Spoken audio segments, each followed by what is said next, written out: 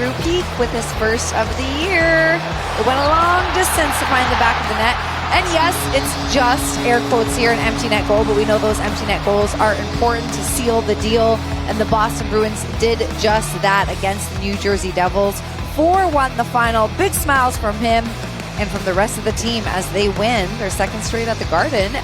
This is Overtime Live, presented by BuyAToyota.com. For offers not seen on TV, visit BuyAToyota.com. Billy.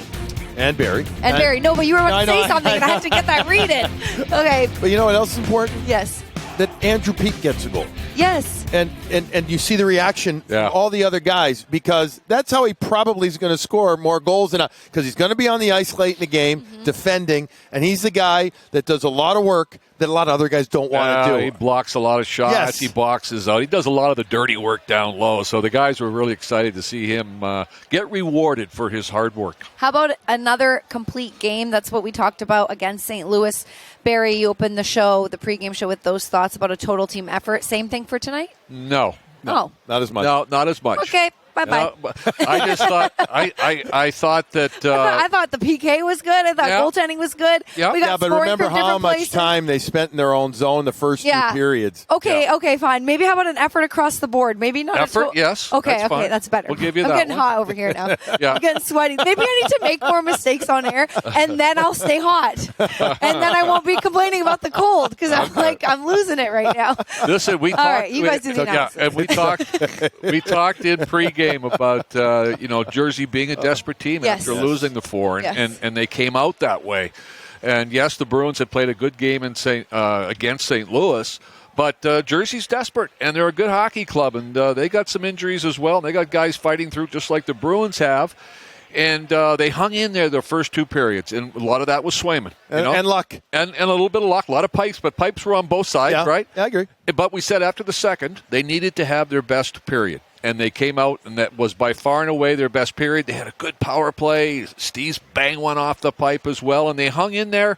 They didn't sit back, and it was really important, as we had said. Now you're going on for a 3-game trip that you needed to win these 2 at home to get some momentum. No question. You end a small homestand, the victories. It's 2 games. 2 games. Yeah. But important because they've been just on the road. Mm-hmm. Now they're like, okay, we've won 2 games and 2 different games. We talked about a easy-ish game the other night. Mm-hmm. But that's not a common for this team. No. It's not easy for them. I do think that they got a bit like, if they were playing a team, to Barry's point, that probably was scoring more, feeling a little better about themselves. Yeah. They could have been down by 2 or 3 in this game. And remember, especially the second period, Soph, how much New Jersey cycled high and had the Bruins at least 3 extended shifts in their zone, like extended shifts in their own zone. Yeah, a couple of defensemen were leading on their sticks. It was kind of getting tough. And the other thing, too, is we did talk about it in pregame. Corpusalo played a really good game against St. Louis. He had bounced back. And we were expecting Swayman to bounce back after what happened, being pulled in Detroit, because he played so well in the month of November. And, man, he played great those first 2 periods in particular. That allowed the Bruins to have that lead. Yes, so he is our Subaru of New England star of the game as we take a look at Jeremy Swayman and his night. You mentioned some great saves. Yeah, a couple with the left pad in particular as we take a look here in the third period.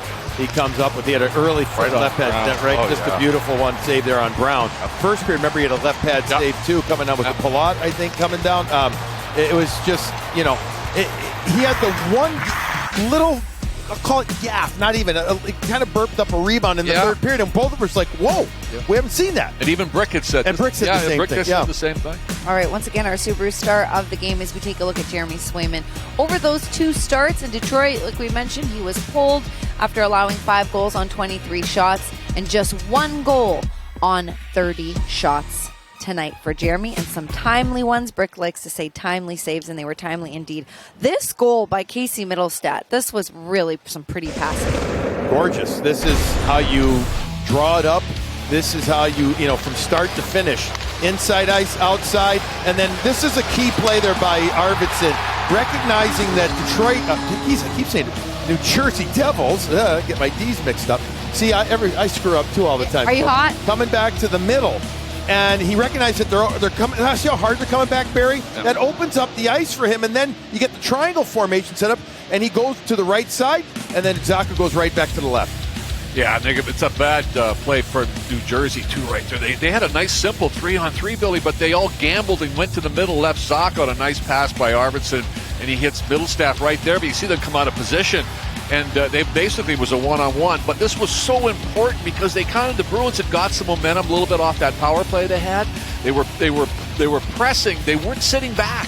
And by getting this goal here, you can feel everybody in the building kind of go, oh, man, did we need that one? Yeah, I'm looking at, I didn't see who the back checker was. It was a forward, it was a defenseman who stayed up because then Dougie Hamilton stayed basically in front or in the middle of the ice, and then Nico Hischier went over to Middlestat as well. But, nobody was on Zacha. I mean, it was, again, I think it was a little over-aggressive on their back check there, on their reads. As Barry said, they all went to one area, and that left open ice for the Bruins to create that triangle play. Morgan Geekie continuing his point streak, his scoring streak. Both him and Zadorov giving points to Elias Lindholm for this play. And the way that the Bruins get the puck and get it out, Barry. Aspero. He was good tonight, Billy. Again, yeah. Barry, you know how many times you said, and I mean that the most, like at least 5 times in the last couple, 2 weeks or so. And this is going to end up being just a real good play above the puck by Elias Lindholm.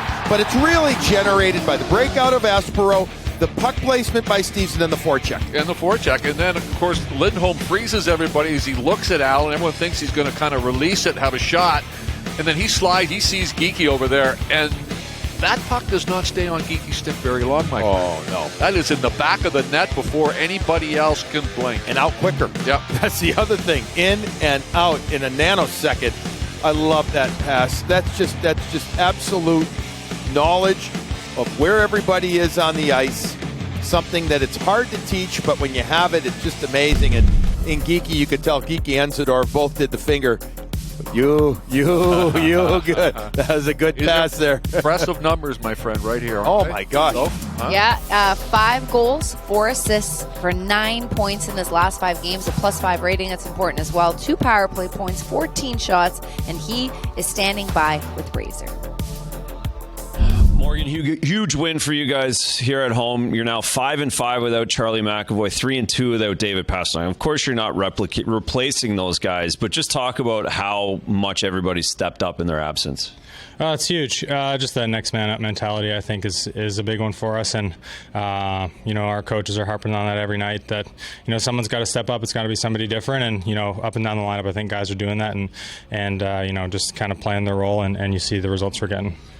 You guys had a comfortable win against St. Louis for the first time probably all season. Tonight was another tight one. You guys have played more games than everyone else in 1 or 2 goal games. Can you tell us about how comfortable you guys are getting in these tight games? I think we just rely on our systems in those moments, and we're able. It's something that's easy to fall back on, especially with the way that our coaches are kind of harping on it. So it's good, and we can kind of rely on that. And obviously, our 2 goalies stand on their heads most of the game, so it's nice when you get saves like that all game. Yeah, so it was great again tonight. Finally, 3rd game winning goal for you. How much fun is hockey for you right now, the way you're filling the net? It's great. The last 2 games have been awesome. I think. For me personally, I think it's just one of those things where you try to be in the right spots, and it's good. I think our line's been kind of gelling, the last few, and we're just going to keep trying to build off it. But it wasn't as pretty as the 4th goal tonight or 3rd goal tonight. So we'll try to replicate that next game. Perfect. Well, go celebrate, enjoy. Great job. Thank you.